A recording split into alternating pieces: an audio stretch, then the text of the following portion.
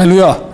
사랑하는 여러분, 오늘 저는 마태복음 7장 21절로 23절의 말씀을 통해서 나는 너를 모른다 라고 예수님께서 말씀하셨던 그 말씀을 본문의 말씀으로 여러분에게 드립니다. 21절 나더러 주여 주여 하는 자마다 천국에 다 들어갈 것이 아니요 다만 하늘에 계신 내 아버지의 뜻대로 행하는 자라야 들어가리라. 그날에 많은 사람이 나더러 이르되 주여 주여 우리가 주의 이름으로 선지자 노릇하며 주의 이름으로 귀신을 쫓아내며 주의 이름으로 많은 권능을 행치 아니하였나이까 하리니 그때 내가 저희에게 밝히 말하되 내가 너희를 도무지 알지 못하니 불법을 행하는 자들아 내게서 떠나가라 하리라. 할렐루야. 사랑하는 여러분, 내가 너를 모른다라는 예수님의 이 말씀을 제목으로 여러분에게 말씀드리는 오늘 아침은 제 마음이 많이 무겁다고 여러분에게 고백하고 이 말씀을 여러분과 함께 나누면서 우리는 아직도 은혜 받을 만한 때 구원의 날에 사는 사람으로서 우리에게 있는 이 기회를 잘 살리는 과 같은 귀한 시간이 되기를 바랍니다. 한국 사람들의 습관이나 그리고 한국 사람들의 버릇 중에 하나가 조금만 알아도 내가 너 잘한다 라고 하는 이야기를 하게 됩니다. 제가 종종 목회하는 가운데 뜻하지 않게 어떤 사람들을 만납니다. 그리고 또 그 사람을 통해서 그리고 또 어떤 사람들에 대한 이야기를 듣게 될 때 그 사람이 목사님을 잘 안다고 하던데요 라고 이야기를 하게 될 때 어떨 때는 제 마음이 기쁘기도 하지만 어떨 때는 제 마음이 부담스러울 때도 있습니다.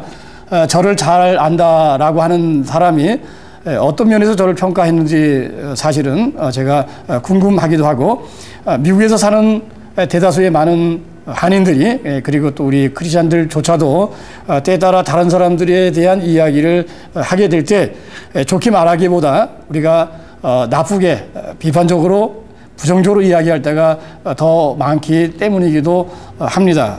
그런데 중요한 것은 우리가 안다, 모른다, 그리고 또 어떤 사람을 만났을 때 아는 사람을 만나서 너무나 반갑고 좋았는데 어떤 사람을 만났는데 그 사람이 나를 전혀 모른다라고 하거나 더 나아가서 사람들이 알아주지 않거나 무시하거나 그리고 더 나아가서 나를 아는 것 때문에 자신이 나쁘게 평가받을까봐 나는 너를 모른다라고 딱 잡아 떼는 이와 같은 이제 형편의 입장에 우리가 놓이게 된다면 어떻게 할 것인가 하는 것을 오늘 생각을 하면서 예수님이 나는 너를 모른다라고 하는 예수님의 말씀 앞에서 우리는 긴장을 해야 될 줄로 압니다. 여러분과 제가 기다리는 것이 무엇입니까? 주님께서 우리를 불러가시거나 아니면 이 악하고 악한 더 이상 유지되어서는 안 되는 죄악으로 가득 찬 심판받을 이 세상의 그 종말이 아닙니까? 그렇지만 예수 그리스도를 믿는 사람들은 예수 그리스도를 믿음으로 말미암아 신앙생활을 하고 믿음의 그 고난의 길을 우리가 잘 가고 있기 때문에 우리가 하나님이 이 세상을 멸망으로 심판하신다고 할지라도 우리는 영원한 새로운 하나님의 세계가 우리를 기다리고 있기 때문에 걱정을 조금 더 할 필요가 없다고 하는 것을 우리가 언제나 명심하고 우리가 주님께서 하시고자 하는 그 뜻대로 모든 일이 이루어지도록 우리가 하나님께 영광과 존귀를 돌려야 될 줄로 압니다. 그런데 오늘 본문의 말씀을 보면서 굉장히 당황스럽습니다. 열심히 땀 흘리고 수고하고 애쓰면서 신앙생활을 했습니다. 그리고 또 자신을 통해서 그 많은 성과와 그리고 또 좋은 결과들도 있었습니다. 그런데 예수님 앞에 이제 가서 이제 예수님께서 내가 땀 흘리고 수고하고 애쓴 일에 대해서 좋은 평가를 하시고 등을 두들겨 주시고 잘했다 착하고 충성된 종아라고 하시면서 내가 나와 함께 영원히 이제 다스리는 그와 같은 축복을 내가 너에게 주노다라고 말씀을 하셔야 되는데 예수님께서 정색을 하시고 나는 너희를 모른다라고 이렇게 예수님께서 말씀을 하셨다는 말입니다. 험하고 악한 세상 속에서 여러분이 믿음과 신앙생활을 하기 위해서 얼마나 수고하고 노력하십니까? 얼마나 여러분이 정말로 여러분의 그 생활의 그 터전 속에서 하나님 말씀대로 순종하고 하나님의 사랑으로 하나님께 영광을 가리지 않기 위해서 얼마나 몸부림치고 노력을 하십니까? 여러분을 생각할 때 참 마음이 많이 아프고, 그리고 여러분을 정말 죄송합니다만 제가 하나님이거나 여러분을 도울 수 있는 그런 사람이라고 한다면 정말 여러분을 엄청나게 돕고 싶은 그와 같은 마음을 가지고 안쓰럽게 항상 여러분들을 보고 있습니다. 그렇게 열심히 노력하고 애쓰고 수고한 가운데 인생의 나그네 길을 마치고 신앙의 그 모든 생활을 다 정리하고 하나님 앞에 딱 가는데 하나님이신 예수 그리스도께서 나는 너를 모른다라고 이렇게 말씀하시니까 이거는 얼마나 엄청나게 충격적인 이야기입니까? 그러나 오늘 본문은 분명히 사실입니다. 예수님께서 마태복음 5장, 6장, 7장은 친히 감람산에서 하신 말씀으로서 그것을 신학적으로 산상보훈이라고 해서 대단히 중요한 말씀이라고 우리는 가르치고 또 그렇게 알고 있고 또 사실은 그렇습니다. 그런데 그 말씀 속에 마지막 끝내가는 부분에 있어서 오늘 예수님께서 이렇게 말씀을 하셨습니다. 귀신을 쫓아내고 이런저런 여러 가지 일을 했습니다. 그렇다면 분명히 목회자일 수도 있습니다. 교회의 어떤 직분을 가지고 일한 사람들이라고 할 수도 있습니다. 교회를 다니지만 내 평생에 교회 하나 개척하는 것이다 라고 생각해서 정말 그렇게 멋지게 일을 마친 분인지도 모르겠습니다. 그리고 사실 그와 같은 일들을 이분들이 하셨습니다. 마지막 이제 하나님 앞에 서서 상과 벌과 칭찬과 책망과 참과 거짓과 양이냐 염소냐 갈라지는 바로 그 예수님의 그 무서운 공의 앞에 서서 어떻게 예수님께 거짓말을 할 수 있겠습니까? 그러니까 이 사람들이 한 이야기는 모두가 다 사실이라고 하는 이야기입니다. 그런데 예수님은 정색을 하면서 나는 너희들을 모른다. 나를 떠나가라. 예수님께서 이렇게 말씀을 하셨습니다. 예수님 얼마나 좋으신 분입니까? 하나님이시면서 육신을 입고 이 땅에 오셨을 때 사람으로서 그는 최고의 정말 완벽하게 말씀을 온전히 순종하며 사셨던 분이 예수님이 아니십니까? 예수님은 육신을 입고 이 땅에 오셨을 때 아들이라고 하셨을 때 하나님의 아들과 사람의 아들로서 여러분과 제가 이 세상에 살아갈 때 하나님 아버지 앞에서 아들로서 그리고 육신의 부모 앞에서 아들로서 어떻게 삶을 살아야 될 것인가 완벽하게 실천으로 보여주신 분이 우리 예수님이십니다. 그리고 예수님은 눈물이 많으십니다. 사랑이 많으십니다. 그리고 그분은 사람을 차별하지 않습니다. 결혼을 5번이나 실패한 여자도 만나서 그에게 오랜 시간 말씀을 그에게 하시지 않으십니까? 1번, 2번, 3번 실패한 것이 아니고 5번이나 실패한 여자, 윤리적이고 도덕적으로 신앙적으로 보면 무슨 가치가 있는 여자입니까?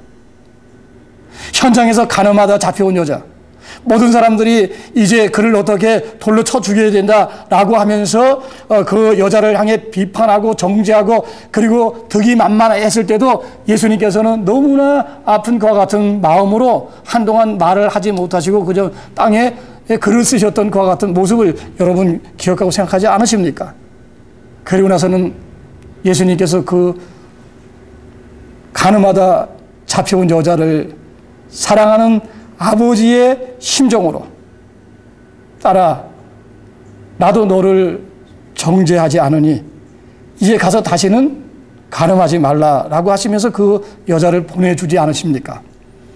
거라사 광인이라고 하는 사람은 귀신이 2,000마리 정도 들어가서 도저히 사람으로서는 상상할 수 없는 것 같은 모습과 이제 냄새를 피우고 그다음에 완전히 눈이 이제 미친미친하고 정말 사람이라고 누가 하나 가까이 할 수 없는 사납고 그리고 정말 그 악한 그와 같은 사람에게도 예수님께서 귀신을 쫓아내시고 그를 정신을 온전케 하셔서 자신의 집으로 돌아가게 해서 거기서 부모 형제를 잘 섬기고 가정을 지키게 하셨던 그와 같은 예수님이 아니십니까?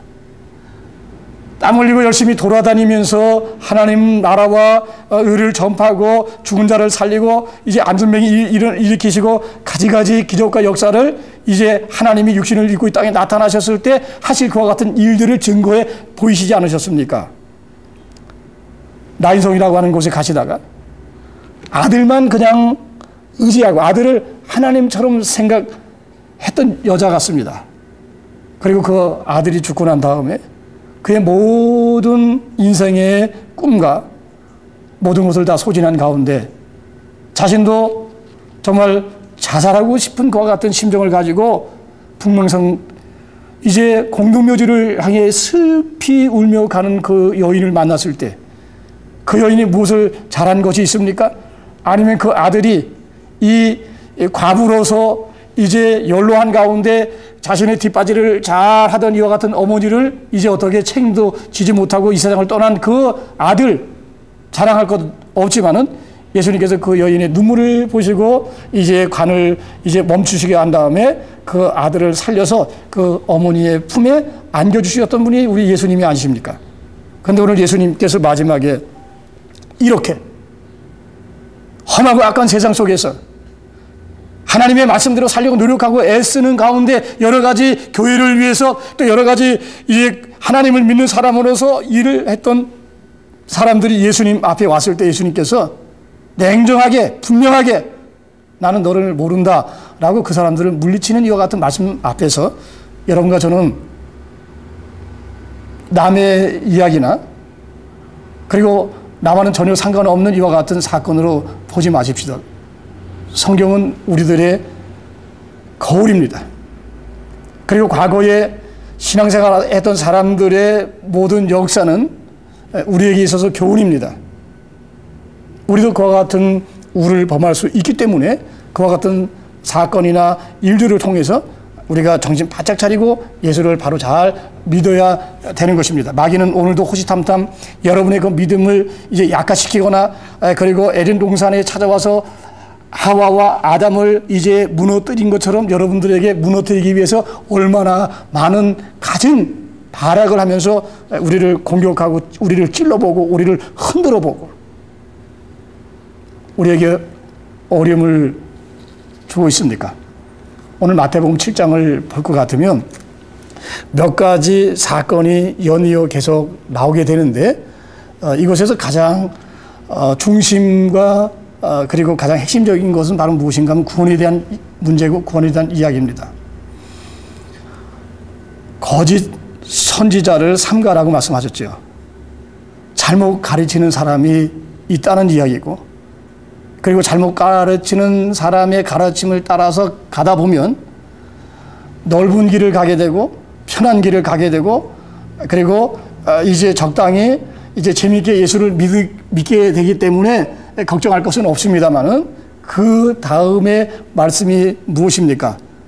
구원의 길은 좁은 길이고 생명을 얻는 길은 좁은 길이라서 사람들이 좋아하지 않습니다. 사람들이 잘 찾지도 않습니다. 그래서 그 길은 참으로 한산한 길이라고 예수님께서 말씀하시고 그리고 다른 복음서에 보게 되면 이제 그 좁은 길로 들어가려고 애쓰라고 말씀하셨어요. 땀 흘리고 수고하라고 말씀하셨습니다. 여러분이 이 세상을 살아가면서 이제 대학을 가기 위해서 이제 대학을 졸업해서 이제 여러분이 정말 좋은 회사에 취직하고 그리고 이제는 유망한 사람들로 인정받기 위해서 땀 흘리고 수고하고 노력하고 애를 얼마나 많이 씁니까?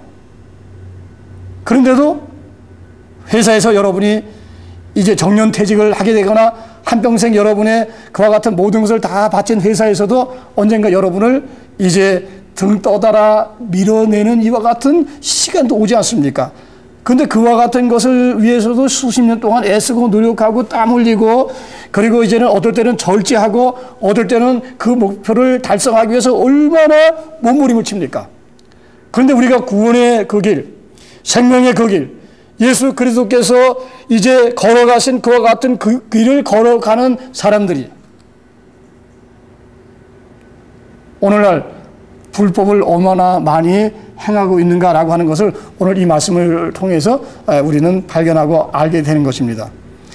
귀신을 쫓아냈거나 교회를 위해서 여러 가지 이제 봉사나 헌신이나 수고나 전도나 기도나 많은 일한 것에 대해서 예수님께서 나무라거나 책망하시는 것이 아니라 그 가운데서 그와 같은 일을 할 때에 불법을 행했다는 말씀이고, 또 그와 같은 일은 잘 했는지 모르지만 예수님께서 그 사람의 신앙의 전 삶을 보게 될 때 그들이 불법을 행한 자였기 때문에 불법을 행한 자야, 나는 너를 모른다, 나를 떠나가라 라고 말씀하셨습니다.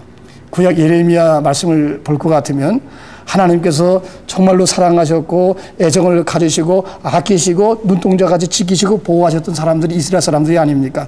그런데 이스라엘 사람들이 하나님을 이제 만나고 영광을 돌리고 또 사랑하기 위해서 그들이 예루살렘 성전에 오는데 하나님께서 뭐라고 말씀하셨습니까? 예루살렘 성전이 불법으로 가득 찼다라고 말씀하셨습니다.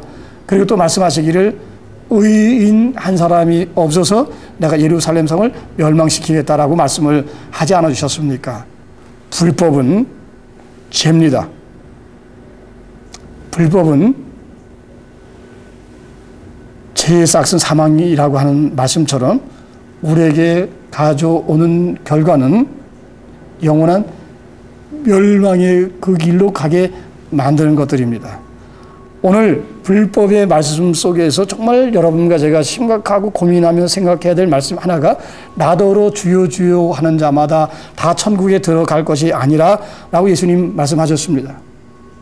우리는 지금까지 일반적으로 사람들에게 말하거나 가르치거나 그리고 사랑하는 내 부모, 형제가 하나님을 믿지 않는, 예수님을 믿지 않는 가운데 이 세상을 떠날 때도 마지막 임종 자리에서까지 가서 그들의 손을 간절히 붙잡고 그들을 향해서 절규하면서까지 예수님께서 아버님을 위해서 십자가에 못 박혀 돌아가셨으니까 예수님이 나의 구주 되신 것을 고백합니다. 내가 믿습니다. 라고 하는 한마디의 고백만 하시면 이제 구원받아서 하나님 나라 갑니다. 라고 이렇게 말씀을 드리거나 또 그렇게 우리가 생각하면서 행동할 때가 얼마나 많았습니까? 또 많은 사람들은 말하기를 내가 예수님의 이름을 불렀으니까 나는 구원을 받았어. 라고 이렇게 말을 하거나 또 그렇게 무사 안일하게 그리고 마치 하나님의 그 소중하고 천하보다 귀한 천지가 없어지기 전에 1.1하기도 없어지지 않은 하나님의 말씀을 값싼 싸구리보다 더 못하게 생각하며 살아가는 사람들이 얼마나 많습니까?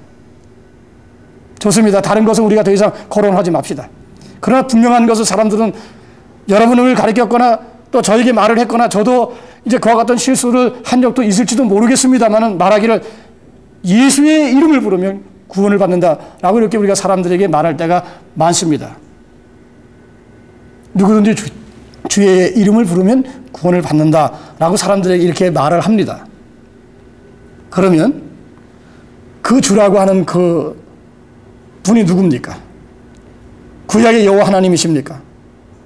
아니면 신약의 마리아와 요셉의 아들이라고, 그래서 신약에서 말하기는 그가 요단강에서 침례받을 때 하늘부터 하나님의 능력이 입히어져서 그런 사람이었지만 이제 하나님의 아들이 됐다라고 하는 이와 같은 신학적인 논리 위한 그와 같은 주님이십니까?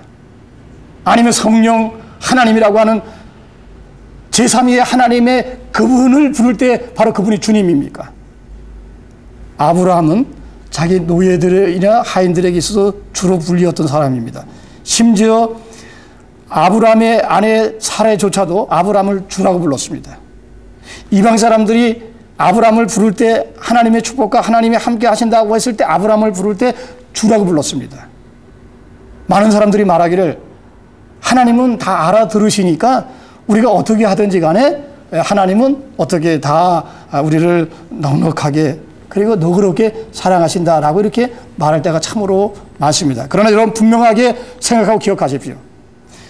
야고보서 4장에 말하기를 하나님께서 말씀을 주신 입법자요, 그리고 그 말씀을 따라 심판하시는 재판장이라고 했습니다. 그런데 오늘날 많은 사람들은 마치 하나님의 그 말씀을 에덴 동산의 하와처럼 뱀처럼 자신의 마음대로 이제 재단하거나 합리화시키거나 코에 걸거나 귀에 걸면서도 그와 같은 사실을 조금 더 양심에 꺼리지 않거나 마음 아파하지 않으면서도 많은 사람들이 행하고 있는 이와 같은 안타까운 가운데 오늘 분명히 불법을 행한 자여 나는 너를 모른다 나를 떠나가라 라고 예수님께서 말씀하셨고, 그들은 예수님을 떠나서 어떻게 됐습니까? 어두운 곳에서 슬피 울며 이를 갈았다고 했습니다. 어두운 곳이라고 하는 것은 빛의 반대입니다. 천국의 반대는 지옥입니다. 구원받지 못한 그 사람들은 바로 어두운 곳에서 억울해서 슬피 울며 이를 갈았습니다. 누가 그 사람들의 구원과 영혼을 망쳤습니까? 사랑하는 여러분, 주님의 이름을 불러도 성령으로 아니하고는 아무도 예수를 주시라 할 수 없다고 했고, 우리가 하나님을 나의 주님으로 내가 부르려고 한다면, 우리가 믿는 사람으로서의 신앙의 과정을 통해서 이제 그 하나님을 우리가 만날 수 있고 또 그 하나님과의 관계를 우리가 형성해 갈 수 있는 것을 성경 말씀에서 법으로 또 길로 그리고 여러 가지 방법으로 우리에게 제시하고 있는데, 이와 같은 것들은 다 싹 빼버리고 내가 주의 이름을 불렀으니까, 내가 예수님하고 예수님을 불렀으니까 다 이제 알아서 하시겠다라고 하면서 그 책임을 예수님에게 다 떠다 넘기는 그런 사람들은 되지 마십시오. 모세가 애굽에 정말 가고 싶지 않습니다.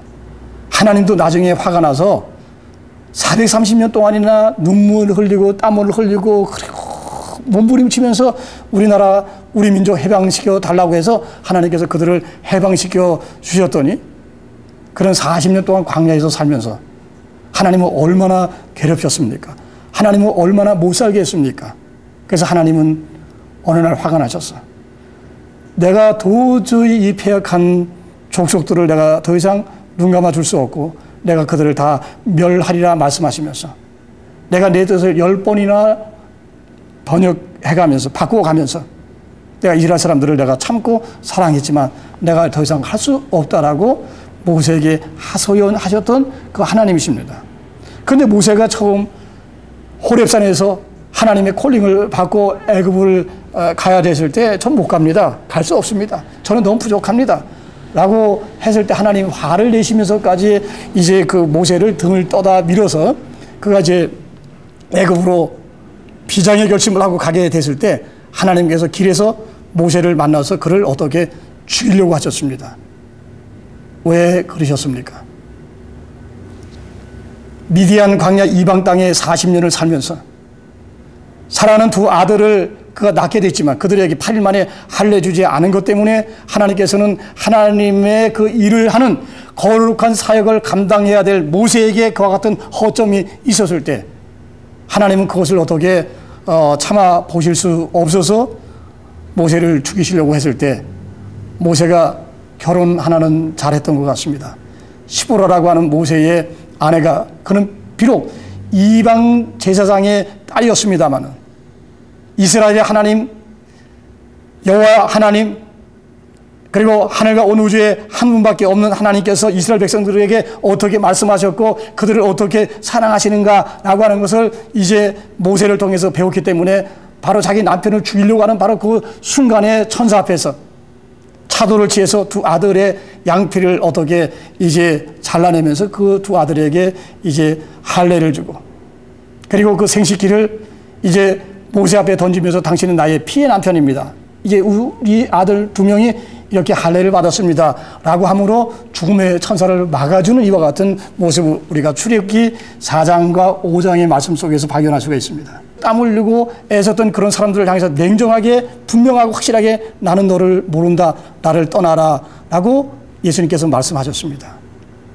저는 생각할 때 예수님 마음이 무척이나 찢어지고 아팠다라고 생각합니다. 불법을 행하면 누가 됐든지 간에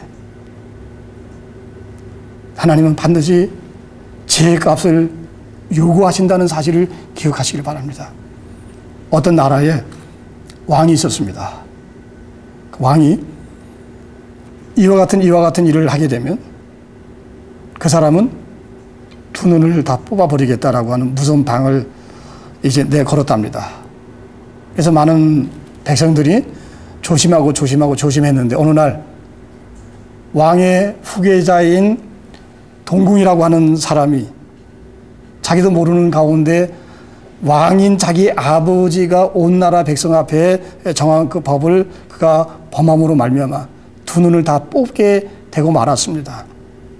그랬을 때 그 나라의 왕위를 계승받아야 될 왕세자인데, 동궁인데, 많은 사람들이 말하기를 이런저런 여러 가지 이야기를 했고, 특별한 사람이니까 이제 봐주셔야 되지 않겠습니까? 당신의 아들이지 않습니까? 앞으로 다음 대를 이어갈 우리의 왕이 아닙니까? 사람들이 이야기했을 겁니다.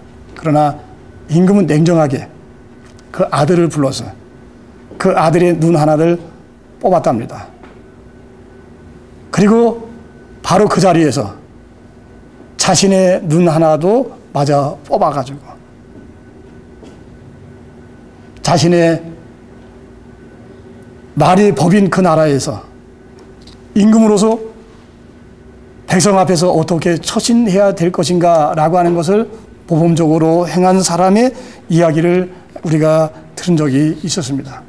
하나님께서 말씀을 이제 정하시고 세우셨습니다. 그럼 하나님 그 말씀에 따라서 어떻게 심판하시는 하나님이 되시는 것입니다. 그래서 여러분과 제가 어렵고 힘든 이 세상 속에서 열심히 신앙생활하고 기도생활하고 믿음생활하고 양보하고 사랑하고 원수까지 사랑하려고 노력하고 애쓰는데 얼마나 아름답고 다양한 일입니까? 그러나 불법을 행하게 되면 하나님의 말씀에 따라서 여러분이 구원의 방법을 통해서 여러분이 구원받지 않으면 그저 싸구리처럼 주의 이름을 부르면 다 구원받는다라고 하는 그와 같은 이제 유혹에 넘어가지 마시고 거듭나야 하나님 나라를 볼 수 있습니다. 또 물과 성령으로 거듭나야 하나님 나라 들어갈 수 있다고 했습니다. 그래서 사울이었던 바울 역시도 당대에 정말로 모범적인 신앙인이고 그리고 신학자고 그리고 많은 사람이 존경하는 그와 같은 이제 성직자이었습니다마는 그가 회개하고 성령 받고 하나님의 영의 인도함을 받는 사람이 이제 되지 못했을 때 그는 살인자가 될 수밖에 없었고 그런 가운데 그가 다메섹에서 예수 그리스도를 만나면서 자신의 잘못과 이제까지 위선적이고 이제 무사 안일에 빠졌던 신앙의 잘못이 무엇인가를 깨달았을 때 그는 이런 방구 한마디 하지 않고 오로지 3일 동안 금식하며 기도하고 하나님의 뜻을 구하고 있었을 때 아냐니아라고 하는 사람이 그에게 찾아가서 예수 그리스도의 이름으로 그에게 안수하고 그를 성령 충만하게 했을 때 그는 눈에서 비늘 같은 것이 떨어져서 다시 보게 되고 일어나서 침례받고 깨끗한 사람이 됐을 때 오직 성령이 너에게 임하시면 너의 권능을 받고 예루살렘과 온 유대와 사마리아 땅까지 이르러 내 증인이 되라고 하는 말씀처럼 성령 충만한 가운데 이 시대까지 복음을 전파하고 영향력을 미친 예수님 이래의 최고의 전도자로 하나님께 영광을 돌리지 않았습니까? 이와 같은 귀한 축복이 여러분과 함께 하시기를 예수님의 이름으로 축원을 드립니다.